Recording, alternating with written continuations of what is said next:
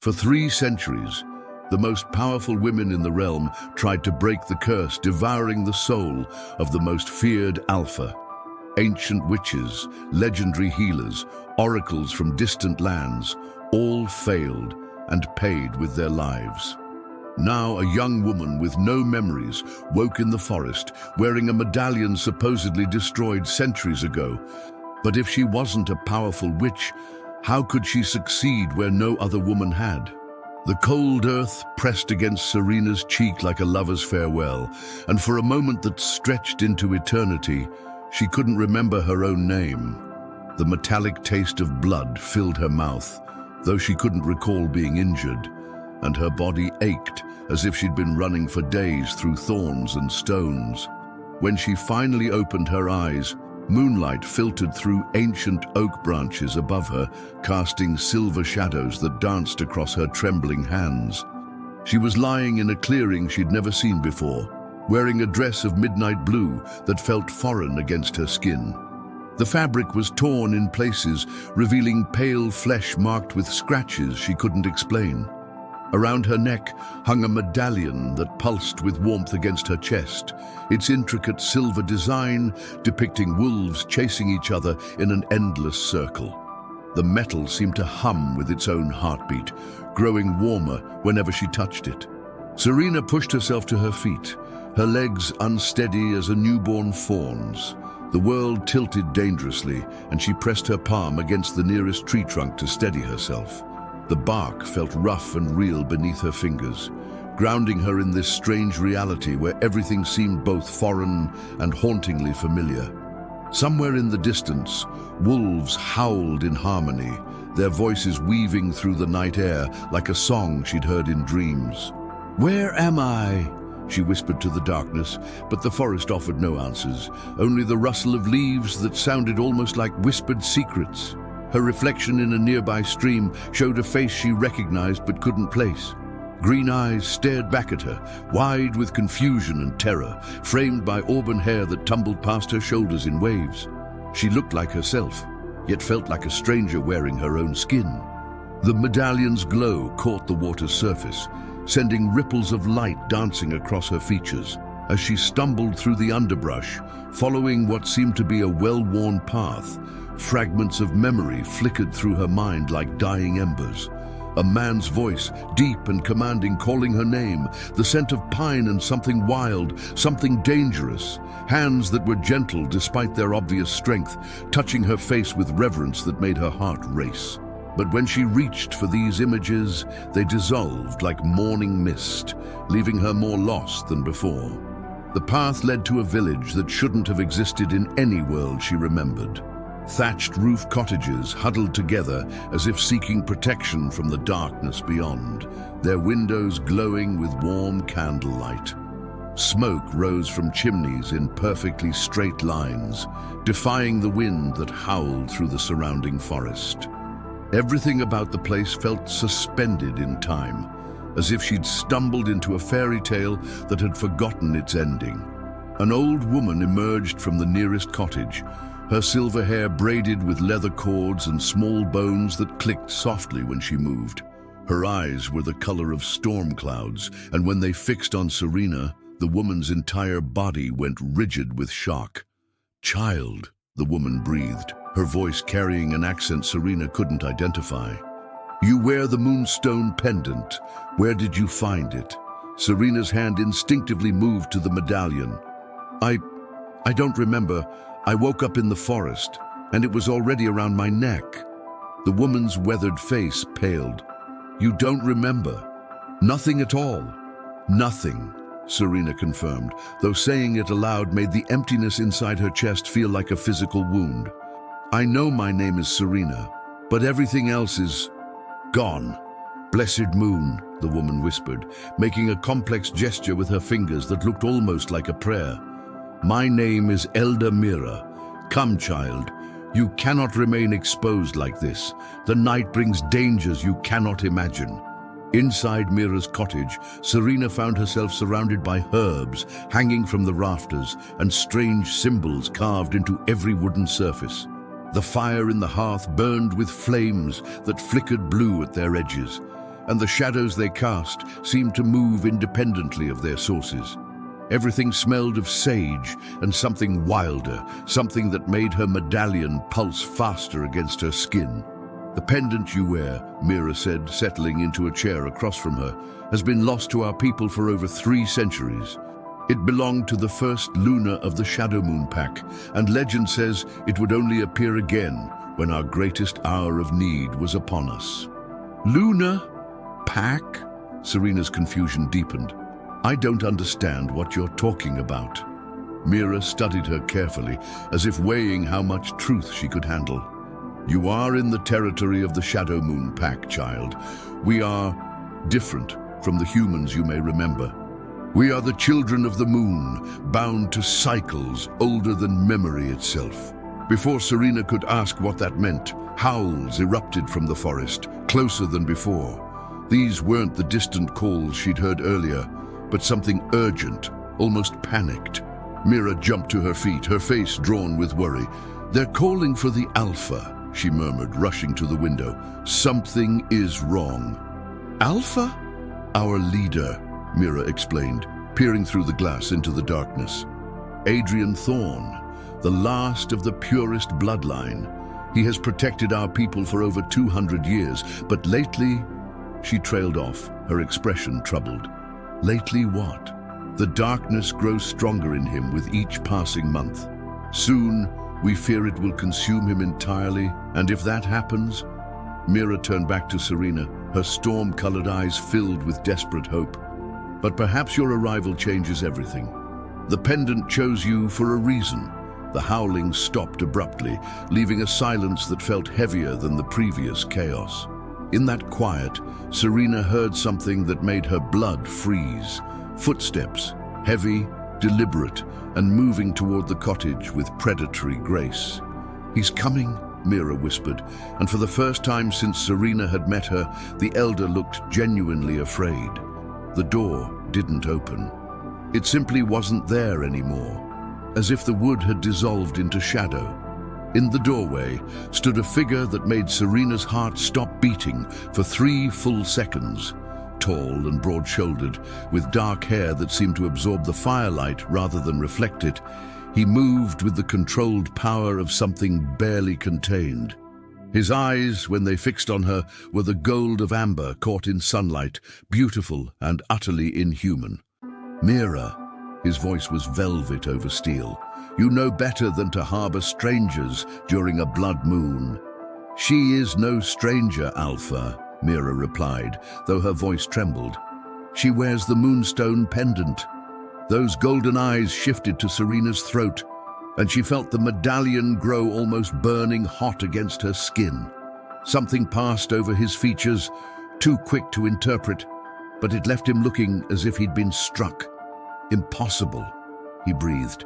Serena stood on unsteady legs, drawn to him by a force she couldn't name.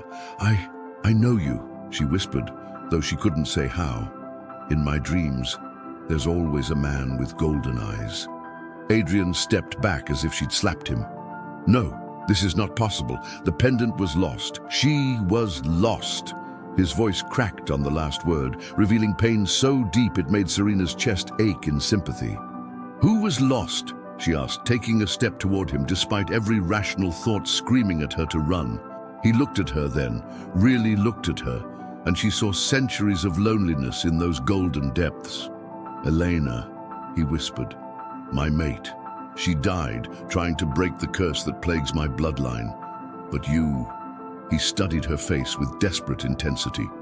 "You have her eyes, her spirit, but that's impossible. She died in my arms 300 years ago."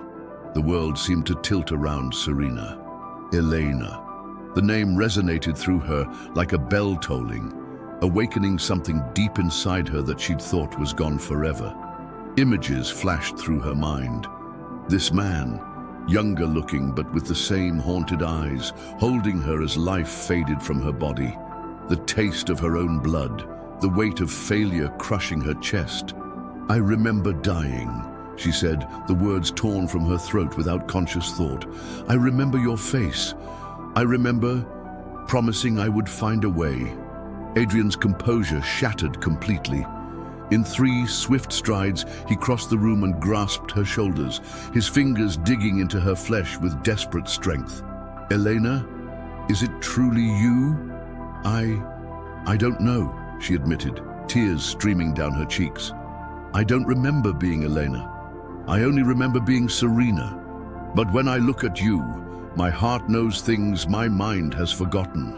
"This changes everything," Mira breathed from behind them. "If she has returned, if the moon goddess has granted her another chance." "No." Adrian released Serena so suddenly she stumbled. "I will not watch her die again. I will not be the cause of another good soul's destruction." He turned toward the door, his entire body radiating pain and self-loathing. "She must leave this territory immediately." "You know she cannot leave," Mira said quietly. "The pendant has bound her here, just as it bound Elena before. She will not be able to cross our borders until the curse is broken or until she dies trying." Adrian finished, his voice hollow. "Then I will break the pendant myself." "You cannot," Mira protested.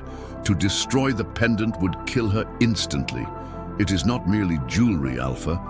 It is life force given form, the crystallization of the moon goddess's own power." Serena watched this exchange with growing alarm. Every instinct she possessed told her to trust Adrian, to stay near him, but his rejection felt like a physical blow. "Please," she said, her voice barely audible.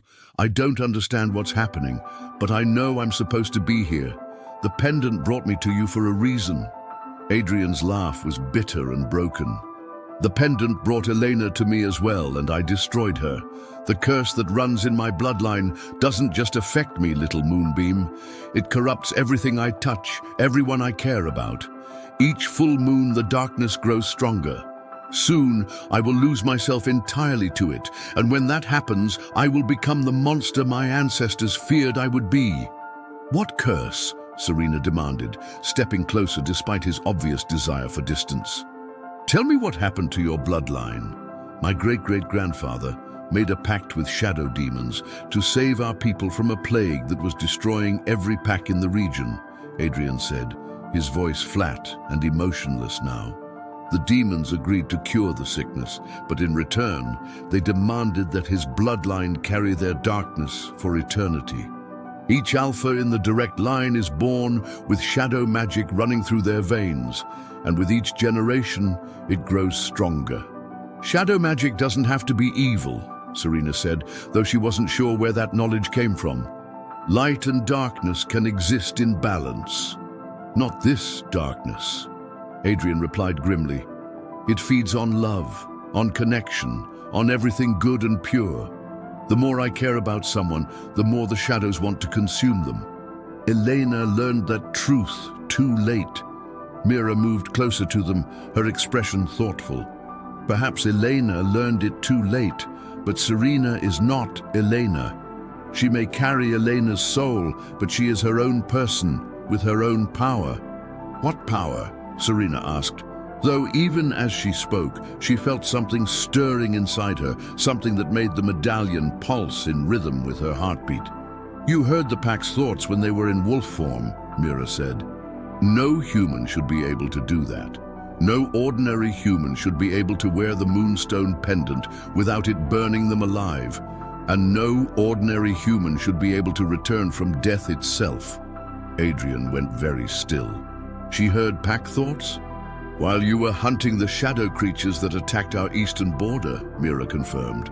"Young Marcus was patrolling in wolf form, and she heard his mental warnings about their approach before anyone else did." Something changed in Adrian's expression. Hope warring with fear. "That's impossible.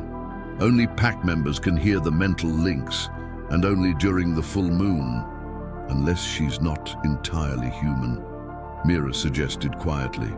The cottage fell silent, except for the crackling of the fire and Serena's rapid breathing.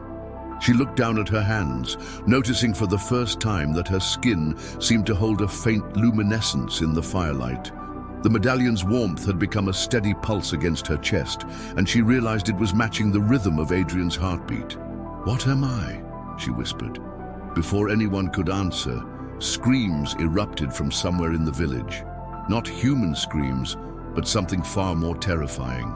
The sound of creatures that had never known mercy or compassion, beings formed from pure malice and hunger.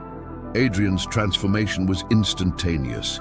His human facade melted away, revealing something magnificent and terrifying.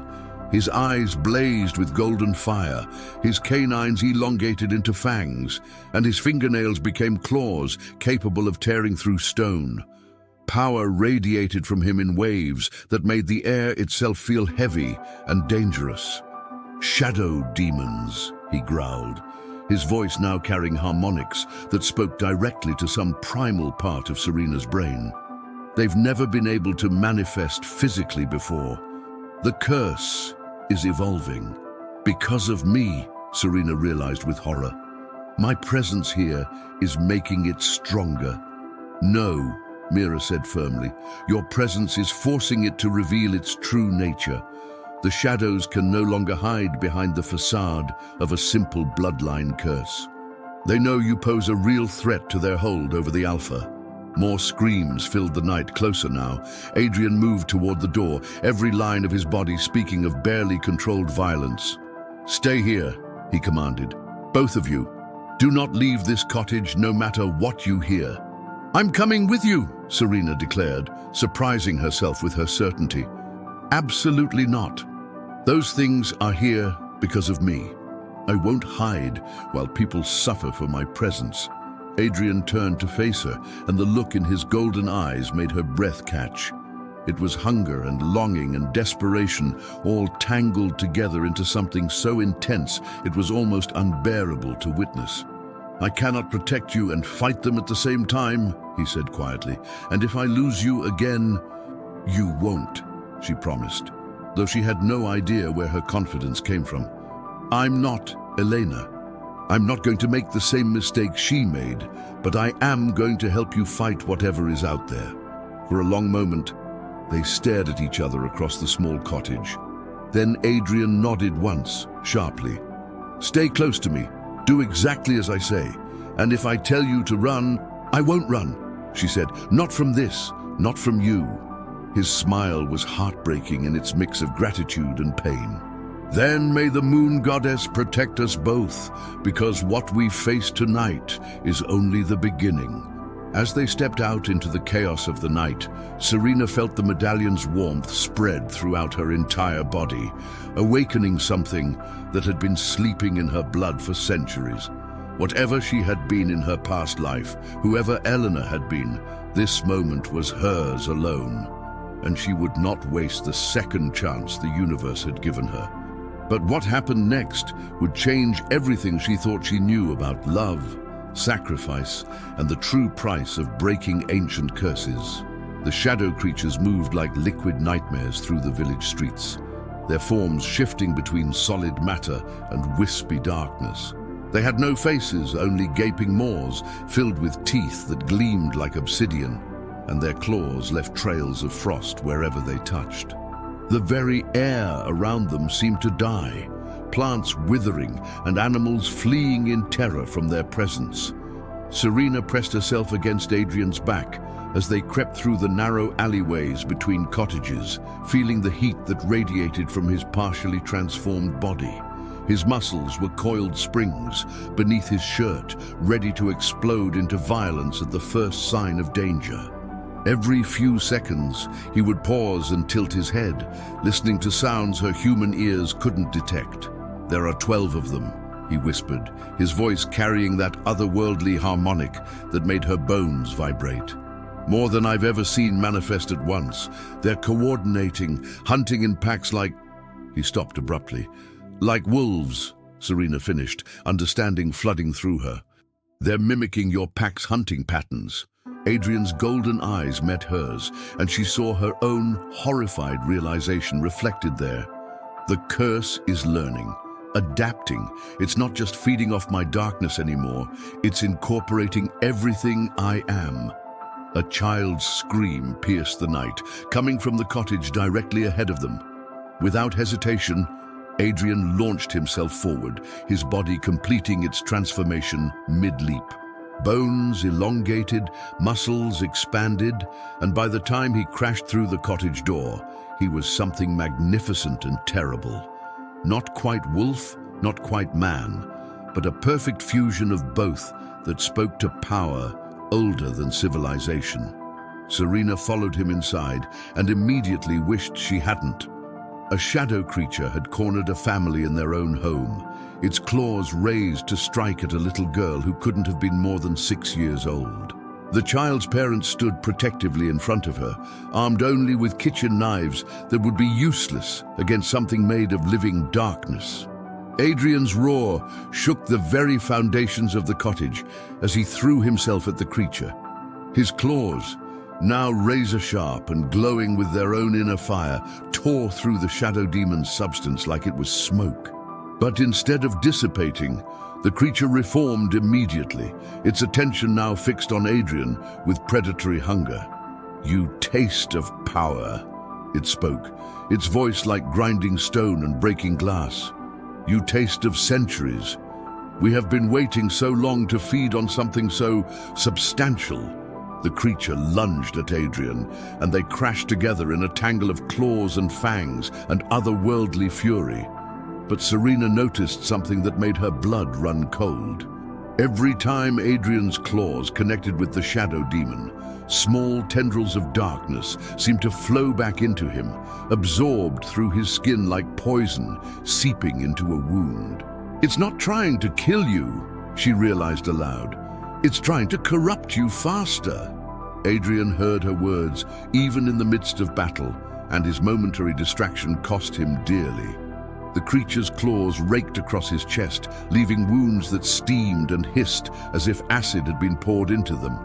He staggered back, golden blood dripping onto the cottage floor. Without thinking, Serena stepped between them. The medallion against her chest blazed with silver light so bright it threw sharp shadows on every wall. The shadow creature recoiled as if she'd struck it with lightning. "Impossible," it hissed. "The moon blessed died. We consumed her light centuries ago." "I am not her," Serena said, though she wasn't entirely sure that was true. Power flowed through her veins like liquid starlight, and she could feel knowledge that wasn't hers, surfacing in her mind. "But I carry her memory and her purpose." She raised her hand, and silver fire erupted from her palm, striking the shadow creature in what might have been its chest. The demon's shriek of pain and rage shattered every piece of glass in the cottage. But it didn't retreat. Instead, it began to laugh. "You think your little light can unmake what has been wrought over centuries? We are not merely darkness, Moon Blessed. We are the absence of hope itself, the certainty of failure, the knowledge that all love ends in loss. Your precious Elena learned that lesson well." Images flooded Serena's mind without warning. Elena, 3 centuries ago, standing in this very same position. Elena, desperate and determined, pouring everything she had into a final attempt to break the curse. Elena, watching in horror as her light was swallowed by darkness so complete it made the void look bright. Elena, dying in Adrian's arms while shadow demons whispered that her sacrifice had been meaningless. "No," Serena breathed, staggering under the weight of inherited memory. "She didn't fail. She couldn't have. She failed magnificently," the creature taunted. "She died believing love could conquer anything, and her last sight was of her beloved beginning, his transformation into the very monster she'd tried to save him from." Adrian's anguished roar behind her told Serena that every word was true. Elena had died believing she'd failed completely, never knowing that her sacrifice had actually slowed the curse's progression for 3 centuries. Never knowing that without her intervention, Adrian would have fallen to darkness within decades of their first meeting. But Serena wasn't Elena. She had Elena's memories now, Elena's power, but she also had something Elena had never possessed: the knowledge of Elena's sacrifice and its true impact. "You're right," she said to the shadow creature. and felt Adrian's shock ripple through the air behind her. Elena did fail. She tried to cure darkness with light, to fight shadow with sun. But I understand something she didn't. The medallion's pulse grew stronger, and Serena felt her consciousness expanding beyond the boundaries of her own mind. She could sense every member of Adrian's pack, their fear and confusion and desperate loyalty. She could feel the shadow creatures scattered throughout the village, all of them connected to the central curse like spokes on a wheel. And at the center of it all, she could feel Adrian's soul, brilliant and wounded, and wrapped in shadows that had been trying to devour it for 2 centuries. Darkness isn't the enemy, she continued, silver flames dancing around her fingers. The enemy is imbalance. Elena tried to burn away the shadows completely, but shadows are part of the natural order. They define the light, give it meaning. The curse isn't made of darkness, it's made of darkness without purpose, shadow without light to give it form. She turned to look at Adrian, seeing him clearly for the first time. The shadows that writhed around him weren't entirely foreign anymore. They were his power, corrupted and twisted, but still fundamentally his. They were strength without guidance, protection without wisdom, love that had curdled into possessive desperation. "You don't need to be cured," she told him, ignoring the shadow creature's growing agitation. "You need to be balanced." "Impossible," the demon snarled. "The pact was made. The bloodline is ours. You cannot simply decide to reinterpret centuries of binding magic." "Watch me," Serena said. Instead of attacking the shadow creature with silver fire, she did something Elena would never have considered. She reached out to Adrian, not with healing light, but with understanding. Her power flowed toward him, not to burn away his shadows, but to wrap around them, to give them form and purpose and direction. The effect was immediate and terrifying. Adrian's eyes blazed brighter than ever before, but now the gold was shot through with veins of silver. The shadows around him didn't disappear, but they stopped writhing chaotically. Instead, they moved with predatory grace, responding to his will rather than fighting against it. The shadow creature let out a shriek that shattered what remained of the cottage windows. "What are you doing?" "Teaching him to embrace what he is instead of fighting it," Serena replied. "The curse made him afraid of his own power, turned his greatest strength into his greatest weakness. But I'm not afraid of his darkness." She stepped closer to Adrian, close enough to feel the heat radiating from his transformed body, close enough to see the wonder and terror warring in his golden silver eyes. "I'm not Elena," she told him softly. "I won't try to save you by destroying part of who you are. I'll save you by helping you become everything you were meant to be." Their hands touched, and the world exploded into light and shadow. Not competing forces, but complementary ones, 2 halves of a greater whole that had been separated for far too long. Serena felt Adrian's memories flooding through her. Centuries of loneliness, of pushing away everyone he cared about to protect them from his curse, of believing that love was just another weakness for the shadows to exploit. In return, she shared her own determination, her refusal to accept that any curse was truly unbreakable, her absolute certainty that he was worth saving, not despite his darkness, but because of how beautifully he'd carried it for so long. The shadow creature began to fade, its form becoming less substantial with each passing second. "No," it whispered, "this is not how it ends. The pact cannot be broken by acceptance, by balance. Such things are naive fantasies. The pact was based on fear and desperation," Adrian said, his voice now carrying harmonics of both light and shadow. "It could only hold power as long as I remained afraid of what I was becoming. But I'm not afraid anymore." He looked at Serena with eyes that held depths she could spend lifetimes exploring. "You see my darkness, and you don't flinch. You see my shadows, and you don't try to burn them away. How is that possible?" "Because they're part of you," she answered simply. "And I'm not here to change you, Adrian. I'm here to love you exactly as you are." The shadow creature gave one final shriek before dissolving completely, but its last words echoed through the cottage with malicious promise. "This is only the beginning. We are more than simple demons bound by an ancient pact. We are the collective shadow of every dark choice, every moment of despair, every heart that chose hatred over love. You may have found balance here, but there are others who have not. Others who will feed us what you deny us now." As the creature's presence faded completely, the cottage began to repair itself. Windows reformed, walls straightened, and the family huddled in the corner looked around in amazement as their home restored itself to exactly what it had been before the attack. "Is it over?" the father asked hesitantly. "This part is," Adrian replied, his form shifting back toward human appearance, though shadows still danced playfully around his fingers. "But there will be others. The curse is broken for me, but it was never just about me. It was about every member of the supernatural community who has ever felt like a monster, who has ever believed their nature made them unworthy of love." Serena felt the truth of his words settling into her bones. Breaking Adrian's personal curse had been only the first step in a much larger journey.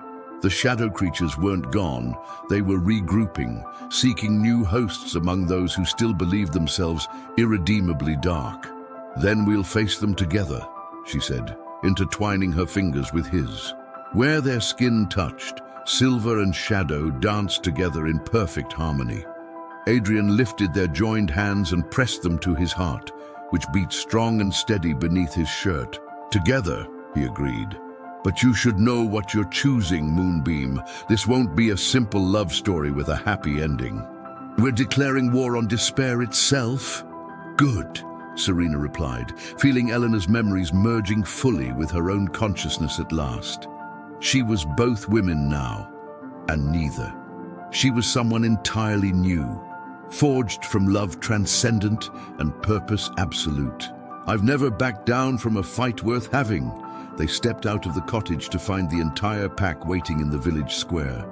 Men and women in various stages of transformation, their eyes reflecting moonlight like mirrors, their faces showing hope for the first time in decades.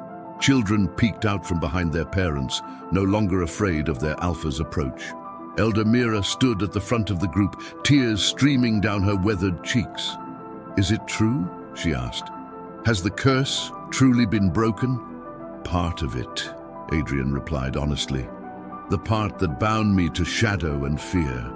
But the larger curse, the one that affects our entire world, that's going to take more work." A young woman stepped forward from the crowd, her auburn hair gleaming in the moonlight. Serena recognized her from fragments of pack memory that filtered through her connection with Adrian. Lydia, the pack's best tracker, who had loved Adrian in silence for decades, believing her feelings would only add to his burden. "Whatever needs to be done," Lydia said, her voice steady despite the pain in her eyes. "We'll do it. All of us. The pack stands with you, Alpha. Both of you." Serena felt a surge of gratitude toward this woman who had every reason to hate her, but chose loyalty instead. "Thank you," she said quietly. "And Lydia, your love for him wasn't wasted. It was part of what kept the curse from consuming him completely. Part of what made it possible for me to find him in the darkness." Lydia's eyes widened with surprise, then softened with understanding. "Then Elena's sacrifice wasn't in vain either." "No," Serena agreed. "Nothing done from love is ever truly in vain. It just sometimes takes longer than we expect to see the results." As the pack began to disperse, returning to their homes and their lives with lighter hearts, Adrian pulled Serena aside. "There's something you need to know," he said, his expression serious. "Now that we're bonded, you'll start experiencing visions, not just of Elena's memories, but of other moon-blessed throughout history. Other women who tried to break curses like this one. Most of them died in the attempt," Serena finished. "I know. I can feel their echoes already. But Adrian, I also feel something else. I feel the ones who succeeded, even if their success came at a price they didn't live to see, we're not alone in this fight. He cupped her face in his hands, thumbs tracing the lines of her cheekbones with reverent gentleness. I love you, he said simply. Both the woman you are now and the one you used to be. I love your courage and your stubbornness and your absolute refusal to accept that some things can't be fixed. I love you too, she replied, standing on her toes to press her forehead against his. Your strength, your dedication to protecting others even when it cost you everything. And yes, even your beautiful darkness, especially your beautiful darkness. Their kiss was soft and sweet and tasted like promises they both intended to keep. Around them, silver light and gentle shadows danced together, no longer at war, but in perfect eternal balance. But even as they held each other in the moonlight, Serena could feel the larger battle calling to them. Somewhere in the distance, shadow creatures were regrouping, seeking new hosts among the broken-hearted and the despairing. And deep in her soul, she could sense other supernatural beings struggling with their own curses, their own certainty that they were monsters unworthy of love. The real work was just beginning, but what they'd accomplished tonight had changed everything. They'd proved that even the oldest, most powerful curses could be broken not through force or sacrifice, but through acceptance and love. They'd shown that light and darkness could coexist beautifully when they chose cooperation over conquest. And most importantly, they'd discovered that some loves truly are strong enough to transform not just individuals, but entire worlds. 3 nights after the battle that changed everything, Serena woke screaming from visions that weren't her own. She found herself standing in the moonlit forest beyond Adrian's territory, her nightgown torn and her feet bleeding from stones she couldn't remember walking on. The medallion around her neck pulsed with urgent light, and in the distance she could hear voices calling for help in languages that no longer existed. Adrian found her there, his partially transformed state allowing him to track her scent through miles of wilderness. Moonbeam, he breathed, relief flooding his voice as he wrapped his arms around her trembling form. I woke up and you were gone. The bond between us was screaming with your terror. They're all connected, Serena whispered against his chest, her voice raw from screaming. Every supernatural being who ever believed they were a monster. Every vampire who thinks their hunger makes them evil. Every witch who fears their power corrupts everything they touch. Every shifter who believes their animal nature makes them less than human. The shadow demons are feeding off all of them, growing stronger with each soul that surrenders to despair. She pulled back to look at him, her green eyes wild with the weight of cosmic understanding. Adrian, what we broke in you was just one thread in a tapestry of suffering that spans continents. If we don't act soon, if we don't find a way to reach the others before they fall completely, the shadow demons will have enough power to manifest permanently, he finished grimly. They won't need hosts anymore. They'll be able to walk the world in their own forms, spreading despair like a plague. The next morning brought visitors that confirmed their worst fears. A delegation arrived at dawn, composed of representatives from supernatural communities across the known world. A vampire queen whose eyes held centuries of self-loathing. A coven leader whose magic had turned bitter with the belief that every spell cast brought her closer to damnation. A pack of were-ravens whose ability to see death had convinced them they were harbingers of doom rather than guides for the dying. They gathered in the great hall of Adrian's ancestral home, a castle that had been carved from living stone by his forebears. The walls themselves seemed to pulse with accumulated power, and ancient symbols glowed faintly in the torchlight, responding to the gathering of so much supernatural energy in one place.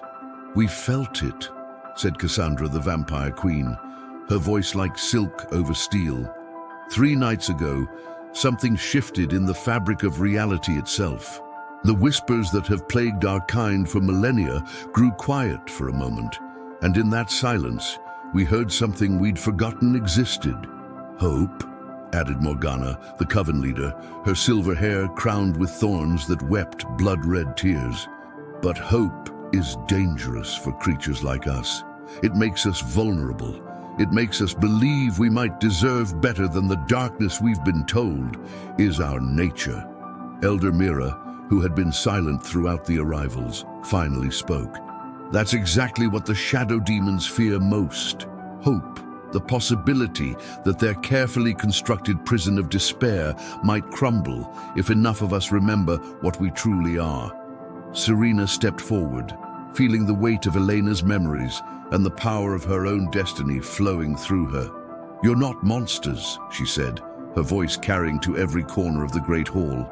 "You're guardians. Each of you, in your own way, serves a purpose in the balance of the world." Vampires preserve the memories of the dead, ensuring that history's lessons aren't lost.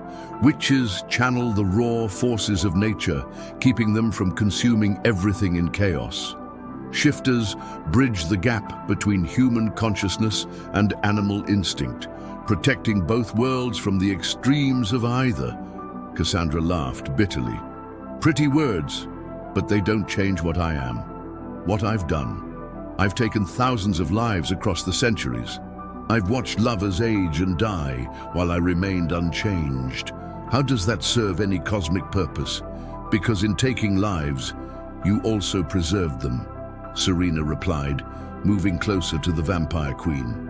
"Every memory you carry from those you fed on, every experience you've gathered across the centuries, every piece of knowledge you've preserved, that's not monstrous.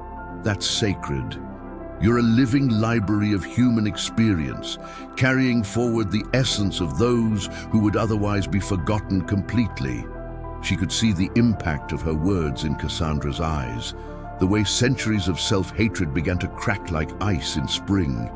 But before the vampire could respond, the great hall's temperature plummeted by 30 degrees, and shadow demons began materializing from every corner where darkness pooled.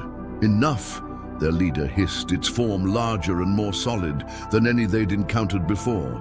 "You will not undo millennia of careful cultivation with your naive philosophies. These creatures are ours by right of conquest, by the willing surrender of their own kind to despair." Adrian stepped forward, shadows and silver light dancing around him in perfect harmony. "They were never yours. You took advantage of their pain, their isolation, their fear of their own nature. But that ends today." The shadow demon laughed, a sound like breaking glass and dying hope. "You think your little breakthrough with the Wolf Alpha changes everything? You are one couple among millions of our claimed souls.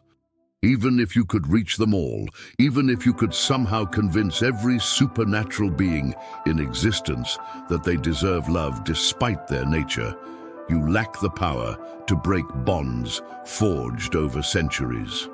"You're right," Serena admitted, and felt the shock ripple through the assembled supernatural beings. "Adrian and I alone don't have that kind of power, but we're not alone."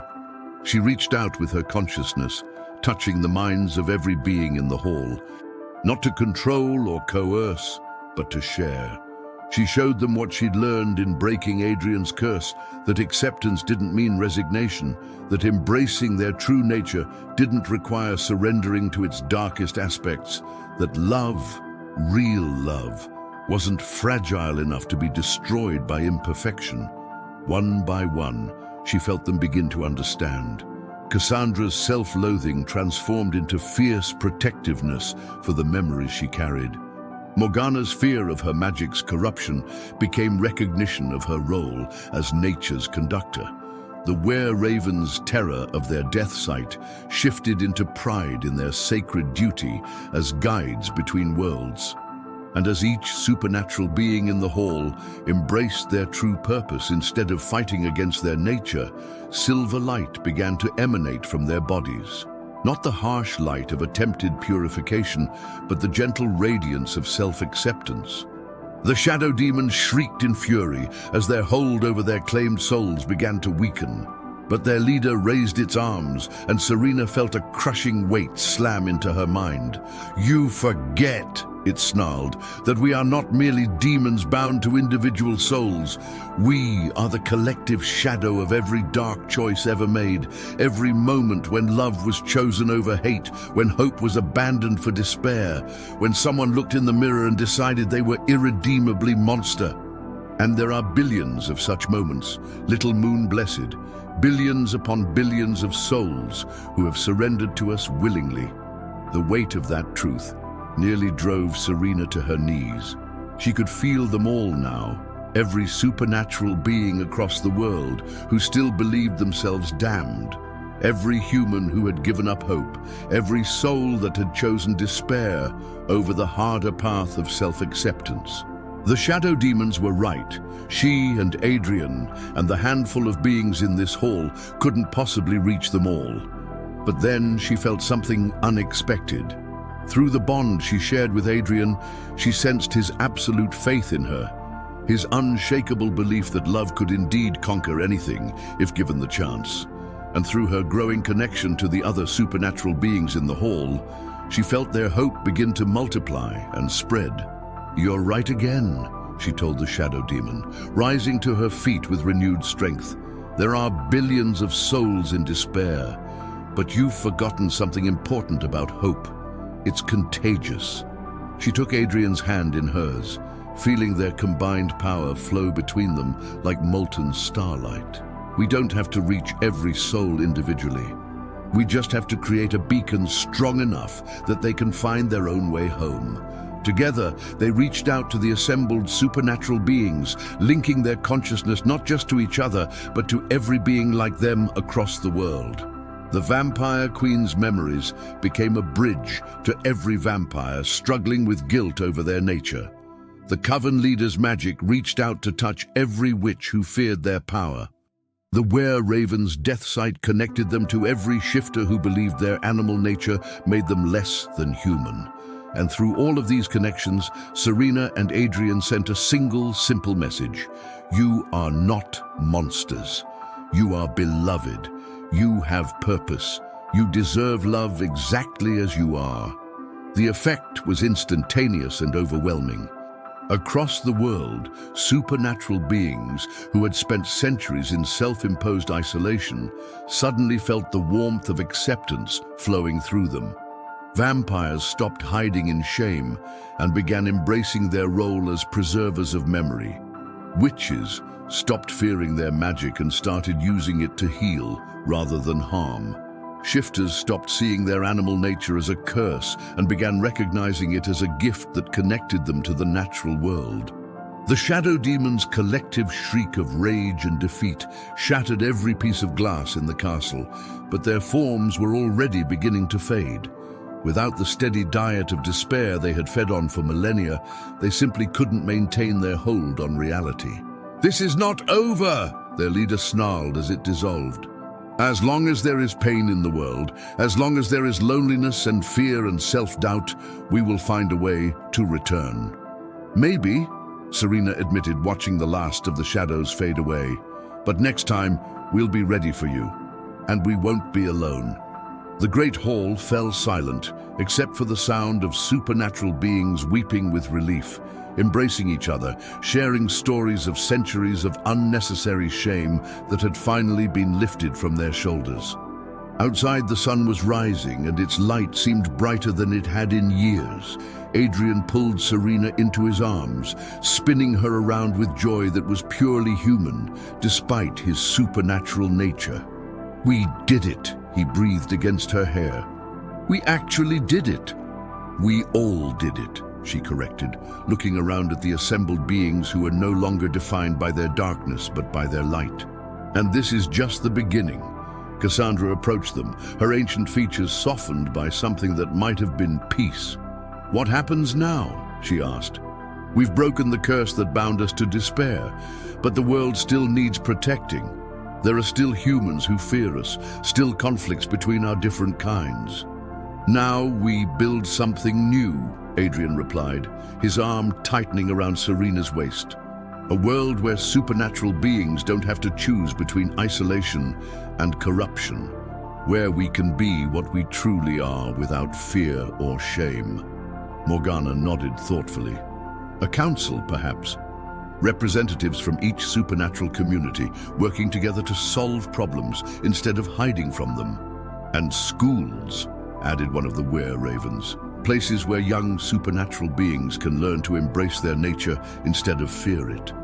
Where they can discover their purpose instead of being taught they're monsters. Elder Mira smiled, her weathered face glowing with satisfaction. The children, she murmured. Yes, we must think of the children. They should never have to carry the burden of believing themselves damned for what they were born to be.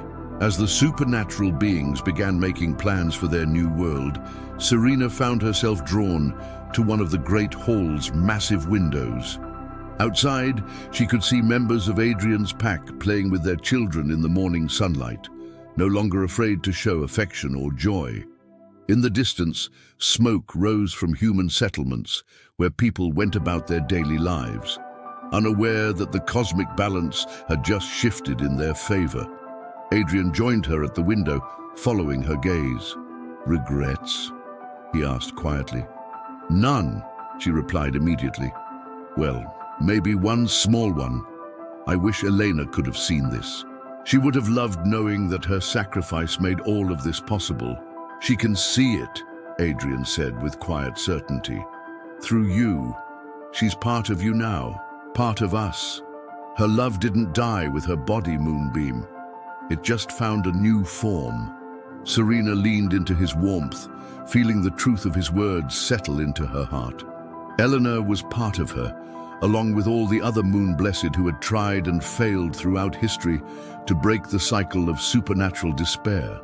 But she was also entirely herself, a woman who had chosen love over fear, hope over despair, acceptance over judgment.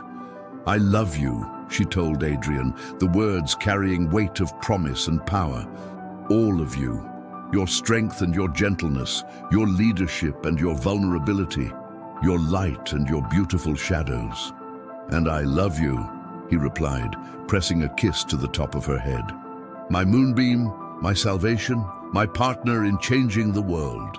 Their wedding took place 3 months later, under a full moon in the same clearing where Serena had first awakened with no memory of who she was.